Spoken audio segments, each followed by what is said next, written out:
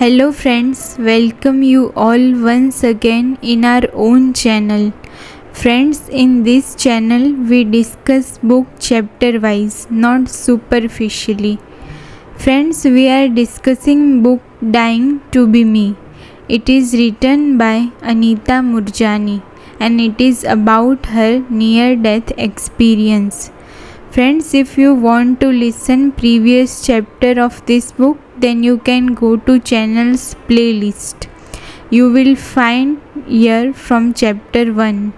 So in this episode we are listening chapter 12 and its title is Seeing Life with New Eyes.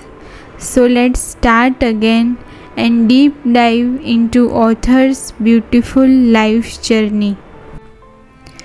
For the first few months after coming out of the hospital, I felt euphoric as though on a permanent high. Everything and everyone appeared beautiful and there was magic and wonder in even the most mundane of objects or events.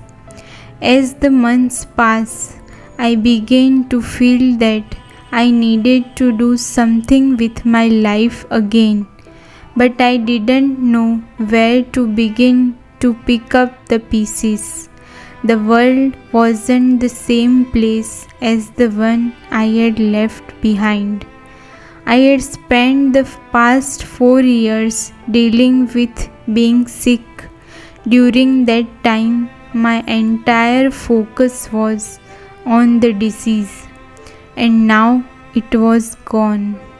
What was I going to do with rest of my life? I hadn't been working for the last 4 years as I was immersed dealing with disease. Thinking about going back to work now felt different, and I realized I was different. I felt as though I couldn't relate to anyone around me, or more accurately, that others couldn't relate to me. My priorities had changed. For the first time since my NDE, I felt lost and lonely. I saw divinity in everything, every animal and insect. I developed a much greater interest in the natural world than I had before. I couldn't even kill the mosquitoes that came buzzing around me. They were life forms and needed to be respected as such. They had a purpose. I didn't know what that was. I just knew they had one, as I did. Each morning I woke up wanting to explore the world anew. Every day was a fresh adventure. I wanted to walk, drive, explore, sit on the hills and sand. The deliciousness of each day made me feel as though I had just been born. I felt that people had lost the ability to see the magic of life. They seemed caught up in routine and their minds were on the next thing they had to do. Everyone was so caught up with doing that they had all forgotten how to just be in the moment. But most of all, I felt that I was at the edge of something wonderful that was about to unfold. I felt that there was some greater purpose to having experienced everything I had just been through.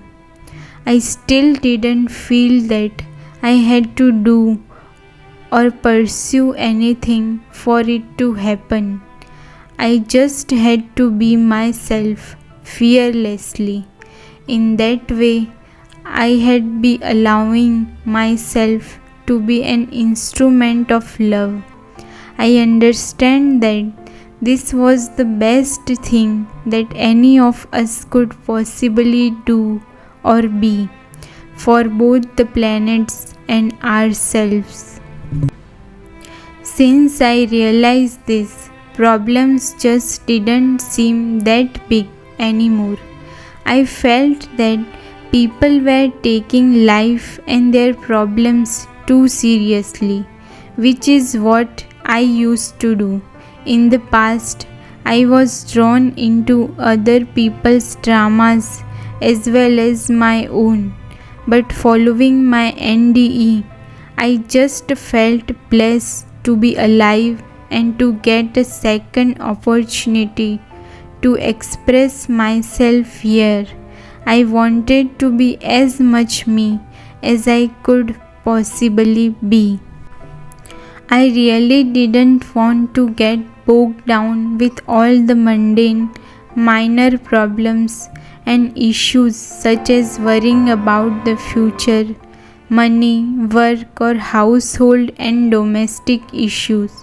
All these things seem so minor somehow. It seemed important to have fun and laugh. I felt a lightness that was completely new, and I laugh easily. I was no longer able to draw definite distinctions between what was good or bad, right or wrong, because I wasn't judged for anything during my near-death experience. There was only compassion, and the love was unconditional. I still felt that way toward myself and everyone around me. So I found myself with nothing but compassion for all the criminals and terrorists in the world, as well as their victims.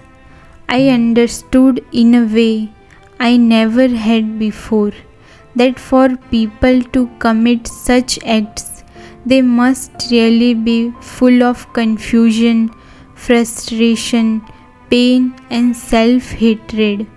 A self-actualized and happy individual would never carry out such deeds. However, I saw that those who have this particular type of mental cancer are treated with contempt in our society. By treating them in this way, we only allow the cancer in our society to grow. I could see that we haven't created a society that promotes both mental and physical healing. This all meant that I was no longer able to view the world in terms of us and them, that is, victims and perpetrators.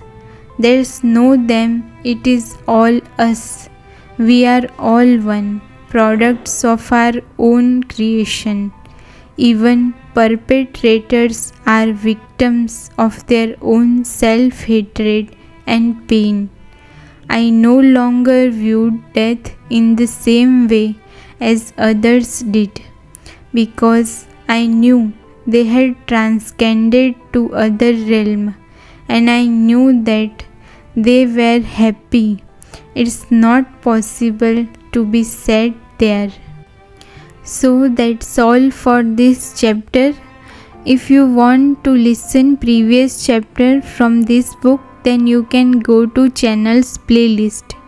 Friends, if you find this story interesting, then please do subscribe to my channel, share it with your friends and family, like my videos, and if you want to listen any book, then you can do comment.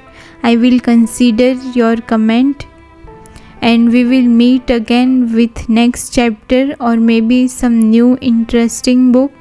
Till then, take care and bye.